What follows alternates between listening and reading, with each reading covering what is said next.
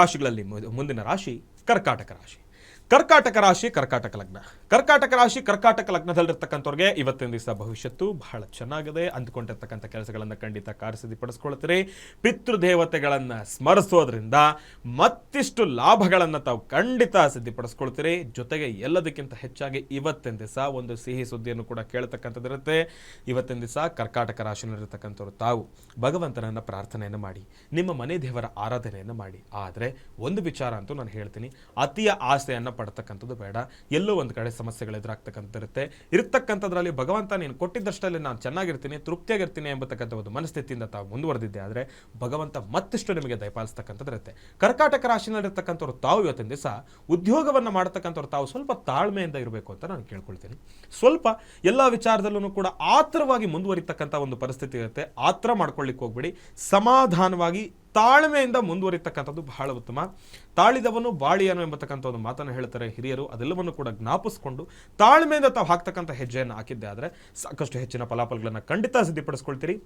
ಅದರಲ್ಲೂ ಕರ್ಕಾಟಕ ರಾಶಿನಲ್ಲಿರ್ತಕ್ಕಂಥವ್ರಿಗೆ ಚೆನ್ನಾಗಿದೆ ಅಂತೇನೋ ಹೇಳ್ಬಿಟ್ರೆ ಗುರುಗಳೇ, ಗ್ರಹಣದ ಒಂದು 50% ಅಷ್ಟು ನಮಗೆ ಪ್ರಭಾವ ಇದೆ ಅಂತ ಹೇಳ್ತಾ ಇದ್ರಿ. ಗ್ರಹಣ ಕಾಲದಲ್ಲಿ ನಮಗೆ ಕರ್ಕಾಟಕ ರಾಶಿನಲ್ಲಿರ್ತಕ್ಕಂಥವ್ರಿಗೆ ಅದಕ್ಕೆ ಸಂಬಂಧಪಟ್ಟಿರ್ತಕ್ಕಂಥ ಏನಾದರೂ ಸಮಸ್ಯೆಗಳು ಎದುರಾಗಬಹುದಾ ಅಂತಂದರೆ ಅದು ಯಾವುದೇ ರೀತಿ ಸಮಸ್ಯೆಗಳು ಕೂಡ ಎದುರಾಗೋದಿಲ್ಲ. ಆದ್ರೂ ಕೂಡ ಕರ್ಕಾಟಕ ರಾಶಿನಲ್ಲಿರ್ತಕ್ಕಂಥವ್ರು ತಾವು ಗಣಪನನ್ನು ಪ್ರಾರ್ಥನೆಯನ್ನು ಮಾಡ್ತಕ್ಕಂಥದ್ದು ಬಹಳ ಉತ್ತಮ. ತಾವು ಏನೇ ಒಂದು ಕೆಲಸವನ್ನು ಮಾಡಬೇಕಾದ್ರೂ ಕೂಡ ಪ್ರಾರಂಭದ ಹಂತದಲ್ಲಿ ಗಣಪನ ಆರಾಧನೆಯಿಂದ ತಾವು ಮುಂದುವರೆದಿದ್ದೆ ಆದರೆ ಇರೋದರಲ್ಲಿ ಒಂದಿಷ್ಟು ಕೆಲಸಗಳನ್ನು ಖಂಡಿತ ಕಾರ್ಯಸಿದ್ಧಿಪಡಿಸ್ಕೊಳ್ತೀರಿ. ಎಲ್ಲದಕ್ಕಿಂತ ಹೆಚ್ಚಾಗಿ ಪಿತೃದೇವತೆಗಳನ್ನು ನಮಸ್ಕರಿಸಿ ಪಿತೃದೇವತೆಗಳನ್ನು ಸ್ಮರಿಸ್ತಕ್ಕಂಥದ್ದು ಬಹಳ ಉತ್ತಮ. ಪಿತೃದೇವತೆಗಳು ಅಂತಂದರೆ ಯಾರು ಅಂತಂದರೆ ನಿಮ್ಮ ಅಜ್ಜಿ ತಾತ ಅವರಾಗಿರ್ಬೋದು, ಇಲ್ಲ ಅಂತಂದರೆ ಕ್ಷಮೆಯನ್ನು ಯಾಚಿಸ್ತೀನಿ, ತಂದೆ ತಾಯಿಯನ್ನು ಕಳ್ಕೊಂಡಿರ್ತಕ್ಕಂಥವ್ರು ಆಗಿರ್ಬೋದು. ತಾವು ತಮ್ಮ ಪಿತೃಗಳನ್ನು ಆರಾಧನೆಯನ್ನು ಮಾಡತಕ್ಕಂಥವ್ರು ಬಹಳ ಉತ್ತಮ.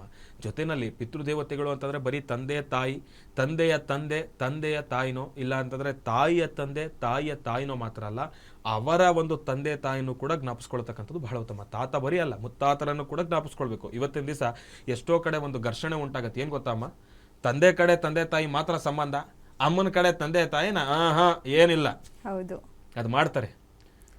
ಅದು ಇವತ್ತಿನ ದಿವಸ ಎಷ್ಟೋ ಕಡೆ ಇದೆ. ಅದೊಂದು ಮಹಾ ಅಪರಾಧ, ಅದೊಂದು ದೊಡ್ಡ ಅಪರಾಧ. ತಂದೆ ಕಡೆ ತಂದೆ ತಾಯಿ ಮಾತ್ರನ ನಮಗೆ ಇವತ್ತಿನ ದಿವಸ ಮಕ್ಕಳದನ್ನು ಫಾಲೋ ಮಾಡೋದಲ್ಲ, ತಂದೆ ತಾಯಿಯಿಂದನೇ ಅದೊಂದು ಭೇದ ಭಾವ ಶುರು ಆಗ್ಬಿಡುತ್ತೆ. ನಿಮ್ಮಮ್ಮ ಅವರ ಅಪ್ಪ ಅಮ್ಮನ ನೀನು ಅಷ್ಟು ಇದು ಮಾಡಬೇಡ, ನಿಂಗೆ ಅಜ್ಜಿ ತಾತ ಇವರು ಅವರಲ್ಲ, ನಮ್ಮ ವಂಶ ಇದು, ನಮ್ಮ ವಂಶ ಅದಲ್ಲ. ಅದೆಲ್ಲ ಯಾರಮ್ಮ ಹೇಳ್ಕೊಟ್ಟಿದ್ದು? ದೇವರನ್ನೇ ಬಹಳ ಮನಸ್ಸಿಗೆ ನೋವಾಗುತ್ತೆ.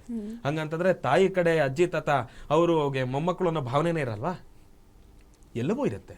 ನಾವು ಅದನ್ನ ಗಮನಿಸ್ಕೊಳ್ಬೇಕು. ಮೊದಲು ನಾವು ಅದನ್ನ ರೂಢಿಸ್ಕೊಳ್ಬೇಕು. ಮಕ್ಕಳಿಗೆ, ಪ್ರತಿಯೊಬ್ಬ ಯೂತ್ಸ್ಗೆ, ಪ್ರತಿಯೊಬ್ಬ ಯುವಕರಿಗೆ, ನನಗಿನ್ನ ವಯಸ್ಸಲ್ಲಿ ಕಿರಿಯರಿಗೆ, ನನಗಿನ್ನ ವಯಸ್ಸಲ್ಲಿ ಚೂರು ಹಿರಿಯರಿಗೆ ನಾನು ಎಲ್ಲರಲ್ಲೂ ಕೂಡ ಕೇಳ್ಕೊಳ್ತಕ್ಕಂಥದ್ದು ಇಷ್ಟೇ. ತಾಯಿ ಕಡೆಯ ತಂದೆ ತಾಯಿಯನ್ನು ಕೂಡ ಅಂತಂದರೆ ತಾಯಿಯವರ ತಂದೆ ತಾಯಿಯನ್ನು ಕೂಡ ತಾವು ನಿಮ್ಮ ಅಜ್ಜಿ ತಾತಾರಂತನೇ ತಾವು ಪರಿಗಣಿಸಬೇಕು. ಅಪ್ಪನ ಕಡೆ ಮಾತ್ರ ಅಲ್ಲ. ಇವರಿಬ್ಬರಿಗೂ ಕೂಡ ಸರಿಸಮ ಪ್ರಮಾಣವಾದ ಒಂದು ಗೌರವವನ್ನು ತಾವು ಕೊಟ್ಟಿದ್ದಾಗ ಮಾತ್ರವೇ ಜೀವನದಲ್ಲಿ ಸದ್ಗತಿಯನ್ನು ಹೊಂದ್ಕೊಳ್ತೀವಿ.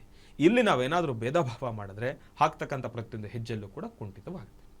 ಹಾಗಾಗಿ ಕರ್ಕಾಟಕ ರಾಶಿನಲ್ಲಿರ್ತಕ್ಕಂಥವ್ರು ತಮಗೆ ಇವತ್ತಿನ ದಿವಸ ಚೆನ್ನಾಗಿದೆ, ಪಿತೃದೇವತೆಗಳ ಆರಾಧನೆಯನ್ನು ಮಾಡಿ. ಒಳ್ಳೆಯದಾಗಲಿ, ಶುಭವಾಗಲಿ.